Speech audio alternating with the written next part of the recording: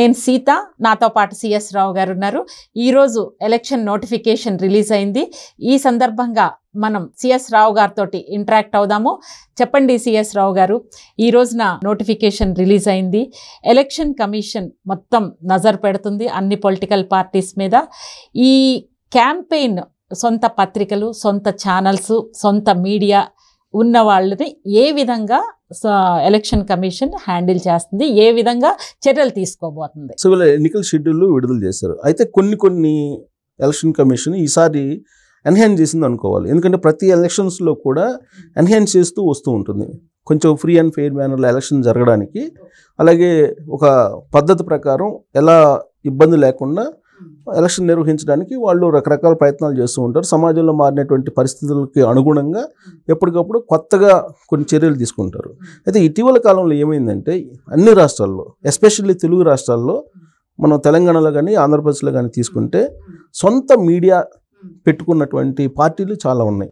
ఇప్పుడు మనం ఏమంటున్నాం, 4 రకాలుగా తెలుగు మీడియాని విభజించి మాట్లాడుకుంటూ ఉంటారు. సోషల్ మీడియాలో కానీ బయట మీడియాలో కానీ బ్లూ మీడియా, ఎల్లో మీడియా, అలాగే పింక్ మీడియా, పిచ్ మీడియా, ఇలా అనుకుంటుంటారు.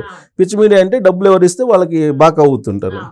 సో ఇప్పుడు ఎస్పెషల్లీ ఎలక్షన్ కమిషన్ వాళ్ళ షెడ్యూల్ విడుదల చేసిన సందర్భంగా చెప్పినటువంటి స్పెసిఫిక్ కండిషన్ ఏంటంటే, సొంత మీడియా ఎవరికైతే ఉందో వాళ్ళు కనుక ఆ పార్టీకి సంబంధించినటువంటి అభ్యర్థుల ప్రమోషన్ చేసుకుంటే అవి ఆ అభ్యర్థుల ఖర్చు కింద మేము జమ చేస్తాము అని చెప్పి ఒక కండిషన్ పెట్టడం జరిగింది. ఇప్పటివరకు ఏం జరిగింది, గత ఎన్నికల్లో మనం అబ్జర్వ్ చేస్తే సొంత మీడియా ఉన్నోళ్ళు, సొంత ఛానల్, సొంత పేపర్ ఉన్నోళ్ళు వాళ్ళని ప్రమోషన్ చేసుకుంటూ పేజీలు కేటాయిస్తూ పేపర్లు, అలాగే ఛానల్స్లోనేమో వాళ్ళ ప్రమోషన్స్ చేస్తూ వచ్చారు. దీని మీద డెఫినెట్గా ఒక చెక్ పెడతాము అనేటువంటి ఒక కండిషన్ పెట్టారు. అంటే ప్రమోషన్ చేసుకుంటాం ఒక ఎత్తు, ఎదురుగుండా ఉన్న పొలిటికల్ పార్టీస్ మీద బురద జల్లడం, దీన్ని ఏ విధంగా చూస్తారు?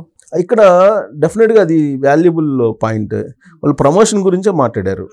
ఎదుటి వాళ్ళని డ్యామేజ్ చేస్తూ ఆ విధంగా చేస్తే ఇంకొక కండిషన్ కూడా పెట్టారు దానికి. ఈవెన్ సోషల్ మీడియా మీద కూడా పెట్టారు. సోషల్ మీడియాలో ఎలా పడితే అలా న్యూస్ ఇస్తున్నారు, పర్సనల్ డ్యామేజ్ చేస్తున్నారు, వ్యక్తిత్వ హననం చేస్తూ ఉన్నారు, లేని దాన్ని ఉన్నట్టు చూపిస్తున్నారు, ఉన్నదాన్ని లేనట్టు చూపిస్తున్నారు, దాన్ని చెప్పాలంటే గాసిప్స్ స్ప్రెడ్ చేస్తూ ఉన్నారు అనేది గమనించారు. లాస్ట్ ఎలక్షన్లో గమనించారు. ఇప్పుడు ఇంకా సోషల్ మీడియా చాలా యాక్టివ్ అయింది కాబట్టి దాని మీద ఒక ప్రత్యేకమైన కాన్సన్ట్రేషన్ చేసి ఎలక్షన్ కమిషన్ ఇవాళ షెడ్యూల్ సందర్భంగా కమిషనర్ చాలా క్లియర్గా చెప్పారు, డెఫినెట్గా మేము చెక్ పెడతాము సోషల్ మీడియా మీద, దానికంటూ ఒక సపరేట్గా ఒక టీంని పెడతాము, తర్వాత ఒక టెక్నాలజీని కూడా క్రియేట్ చేసి ఐడెంటిఫై చేసేలా, టెక్నాలజీ పరంగా కూడా అన్నీ మానిటరింగ్ చేయలేరు కాబట్టి మాన్యువల్గా, సో దాని మీద ఒక టెక్నాలజీని కూడా తయారు చేసి మేము చెక్ పెడతామని చెప్పి వాళ్ళు చెప్పడం జరిగింది. అలాగే వాళ్ళు ఓన్గా ఒక వెబ్సైటు, తర్వాత వాళ్ళు ఎలక్షన్ కమిషన్ సంబంధించినటువంటి దాంట్లో మీరు అబ్జెక్షన్స్ ఉంటే మీరు కూడా మాకు అప్లోడ్ చేసి మీకు కంప్లైంట్ చేయొచ్చు, కంప్లైంట్ చేసిన తర్వాత చర్యలు తీసుకుంటామని చెప్పారు. సో ఇక్కడ ఏంటంటే ఒకటి ప్రమోషను, 2 ప్రత్యర్థుల్ని డ్యామేజ్ చేయటం. ఈ 2 ఆస్పెక్ట్స్. ప్రమోషన్ చేసుకున్నంత వరకు పెద్దగా ఇబ్బంది ఉండదు. సో అది ప్రజలకు కూడా తెలిసిపోతుంది సొంత డబ్బా కొట్టుకుంటున్నారని. ఎప్పుడైతే ప్రత్యర్థులను డ్యామేజ్ చేస్తున్నారో వాళ్ళు కంప్లైంట్ చేసే వెసులుబాటు కూడా ఇచ్చారు. కంప్లైంట్ చేస్తే డెఫినెట్గా చర్యలు తీసుకునేటువంటి ఛాన్స్ ఉంది. ప్లస్ ఇంకోటి ఏంటంటే దానికి ఒక టీంని ఏర్పాటు చేశారు. మీడియాకు సంబంధించి ఒక ఎక్కడికక్కడే జిల్లాలకు సంబంధించి ఎలక్షన్ కమిషన్ కలెక్టర్, అక్కడ జిల్లా ఎన్నికల అధికారి ఉంటారు, ఎన్నికల అధికారి ఉంటారు కాబట్టి ఆయన అండర్లో ఒక కమిటీని ఏర్పాటు చేసి ఆ కమిటీకి చూపించిన తర్వాతనే న్యూస్ ఇచ్చేలా ప్లాన్ చేస్తున్నట్టు కూడా చూసాయిగా తెలియజేశారు. బహుశా ఆ స్థాయికి వెళ్తారని నేను అనుకోవట్లేదు, ఎందుకంటే దానికి మీడియా కూడా ఒప్పుకోకపోవచ్చు. అండ్ వన్ మోర్ పాయింట్ రావు గారు, ఇక్కడ ఇప్పుడు మెయిన్ ఛానల్స్ కన్నా కూడా సోషల్ మీడియా, యూట్యూబ్ ఛానల్స్ చాలా పవర్ఫుల్ మెసేజ్ వెళ్తాంది ప్రజల్లోకి. ఎందుకంటే ఎక్కడ చూసినా కూడా ఎస్పెషల్లీ ఎలక్షన్ టైంలో ప్రతి ఒక్కళ్ళు యూట్యూబ్ ఛానల్స్, రకరకాల ఛానల్స్ ద్వారా ఇన్ఫర్మేషన్ తెలుసుకుంటున్నారు. ఇంకొకటి ఇక్కడ ప్రధానంగా నేను మహిళల గురించి అడుగుతున్నా. మహిళా లీడర్స్ మీద, షర్మిల గారి మీద కానీ, సునీత గారి మీద కానీ రకరకాలుగా మహిళా లీడర్స్ మీద అనుచితమైన వ్యాఖ్యలు, అసభ్యకరమైనటువంటి పదజాలం ఉపయోగిస్తూ చేసే, ఎస్పెషల్లీ ఎలక్షన్ మూమెంట్లో అంటే మానసికంగా డౌన్ చేయాలి అనే ప్రాసెస్లో ఛానల్స్ ఎవరికైతే సొంత పార్టీలు సొంత ఛానల్స్ ఉన్నాయో వాళ్ళ ప్రత్యర్థుల మీద మహిళల మీద ఇట్లా చేయడాన్ని ఏ విధంగా చూడాలి? అందుకే ఇప్పుడు ఎలక్షన్ కమిషన్ చెప్పిందంటే నాకు వెంటనే గుర్తొచ్చింది ఏంటంటే సాక్షి పేపర్, సాక్షి ఛానల్ గుర్తొచ్చింది. అలాగే ఇక్కడేమో నమస్తే తెలంగాణ, వాళ్ళు టీ న్యూస్ ఇలా ఉన్నాయి. సొంత పార్టీలకి ఛానల్స్ అనేది మెన్షన్ చేశారు వాళ్ళు. సో పార్టీలకి డైరెక్ట్గా ఉన్నటువంటి మీడియా ఏంటంటే సాక్షి మనకు కనిపిస్తుంది, టీ న్యూస్, నమస్తే తెలంగాణ ఇవే కనిపిస్తుంది. మిగతా ఇవి కొన్ని ఇండైరెక్ట్గా సపోర్ట్ చేసే తెలుగుదేశం పార్టీకి సపోర్ట్ చేసే ఉన్నాయి, అలాగే వైఎస్ఆర్ కాంగ్రెస్ పార్టీ సపోర్ట్ చేసి ఉన్నాయి, ఇక్కడ బీఆర్ఎస్ పార్టీకి సపోర్ట్ చేసేవి ఉన్నాయి. అంటే you mean media is biased in Telugu రాష్ట్రాల్లో బయాస్డ్ ఉందని అనుకుంటున్నారా? అంటే ఫేవర్గా చూపిస్తున్నారు పొలిటికల్ పార్టీస్కి. Okay, Sakshi, T news, yes they are definitely their own party channels, own papers. అది పోతే మిగిలిన మీడియా కొన్ని మీరు టీడీపీకి కొన్ని వైఎస్ఆర్సీపీకి సపోర్ట్ చేసే ఛానల్స్ ఉన్నాయన్నారు. అంటే ఒకవైపు ఉంటున్నాయా మీడియా డివైడ్ అయిపోయి పొలిటికల్ పార్టీస్ వైపు ఇండైరెక్ట్గా సపోర్ట్ చేస్తున్నాయని మీరు భావిస్తున్నారా? గతంలో లేనటువంటి ఒక బ్యాడ్ సిచ్యువేషన్ ఏంటంటే అప్పుడు రాజశేఖర రెడ్డి బతుకున్న రోజుల్లో 6 పేపర్లు అంటూ డివిజన్ చేశారు మీడియా నుంచి. దాన్ని పుణికిపుచ్చుకొని దాన్ని అందిపుచ్చుకొని జగన్మోహన్ రెడ్డి ఏం చేశారంటే దుష్ట చతుష్టయం అని చెప్పి చెప్పుకుంటూ వస్తున్నారు. సో అది పబ్లిక్లోకి వెళ్ళిపోయింది. ఎవరు అవునన్నా కాదన్నా ఏది ఏ పార్టీకి ఏ పార్టీకి అనేది చాలా చెప్పినా కూడా దాన్ని వక్రీకరించి తెలిసిపోయింది. అందరికి ఏ ఛానల్ ఎటువైపు అనేది తెలిసిపోయింది. 1-2 ఛానల్స్ మినహా మిగిలినటువంటి వాటి మీద చాలా స్పష్టత ఉంది. అయితే ఇక్కడ ఎన్నికల కమిషన్ చెప్పింది ఏంటంటే సొంత మీడియా ఉన్నటువంటి పార్టీలు అన్నాయి. ఆ పార్టీలు ఎలాగో చేస్తాయి కాబట్టి వాటిని కౌంటర్ చేయాలని చెప్పి వాళ్ళు నిర్ణయించుకున్నారు. ఆ నిర్ణయించుకున్న దాంట్లో సాక్షి మీడియా ఉంది, ఇక్కడేమో నమస్తే తెలంగాణ వాళ్ళు ఉన్నారు.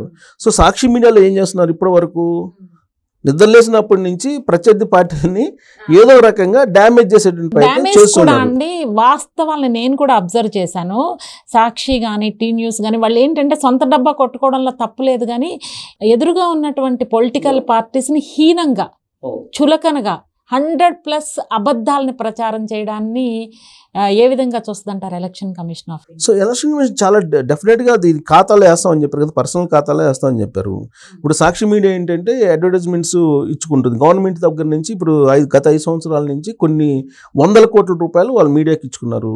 తర్వాత వాలంటీర్ల చేత నిర్బంధంగా సాక్షి పేపర్ని కొనిచ్చారు, కొనమని చెప్పి నిర్బంధం పెట్టారు. దాని మీద ఆల్రెడీ కోర్టులో కూడా కేసు నడుస్తుంది, సుప్రీంకోర్టు దాకా వెళ్ళింది. అది మనం చెప్పడం సుప్రీంకోర్టు దాకా వెళ్ళింది.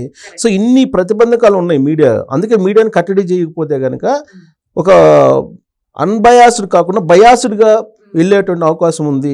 కాబట్టి దాన్ని కట్టడి చేయాలనేటువంటి ప్రయత్నం చేస్తూ ప్రతి జిల్లా సంబంధించి ప్రతి జిల్లాలో కూడా కొన్ని కమిటీలు వేసి ఆ కమిటీలు పరిశీలించాలనేటువంటి ఒక కండిషన్ కూడా పెట్టారు.